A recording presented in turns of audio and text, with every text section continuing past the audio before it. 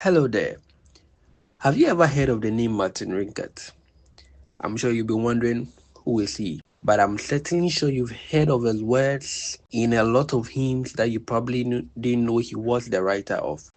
Martin Rinkart, a popular hymn writer, was born in the year 1586 in a small town called Ellenberg in Germany.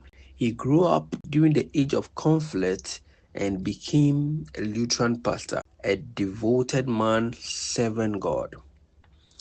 During his time of service, there came what was known as the 30 Years' War. It was a time of famine, plague, which tore through the whole of Europe. Ellenberg became crowded with refugees, hunger, and despair. Every day, the pastor Rinkart had to bury the dead, sometimes 50 people in a day. And in one terrible year, he buried over 4,000 people, including his very wife. And yet, in the midst of the valley of death, Martin didn't curse God. He sat down and wrote a hymn. I'm sure you think it was a hymn of sorrow, but no. It was a hymn of thanksgiving, a hymn of gratitude. And this hymn was the hymn that we know as Now Thank We All Our God, with hearts and hands and voices, whose wondrous things had done, in whom this world rejoices. Hallelujah. I'm sure these words are very familiar.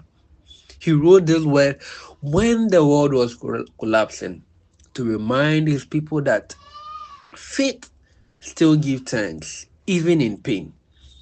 Faith still gives thanks, even in pain. Even in the midst of war, Rinkart chose the path of thanksgiving. Rinkart unfortunately died in the year 1649 in the same town where he was born. He never lived to see peace, but his songs lived even in the very war that he was fighting. And this still reminds us that even in suffering, faith can still sing. Enjoy Presby hymn number 1. Now thank we all our gods. And as you do, reflect on the life of Martin Rinkart. Monkamfo Nyankopɔn, mo ɛnom ne mo kume mu. Ɔyɛ ade kɛse. Wɔyɛ nnipa nyinaa mu. Ɛfii yɛn nanom yɛ de bɛsi yɛn nnɛ yi. Wɔahu yɛn mmɔbɔ pii ahwɛ yɛn so yie. Enjoy the rest of your day. Don't forget to subscribe to this channel for more stories on our hymns. See you the next time. Bye bye.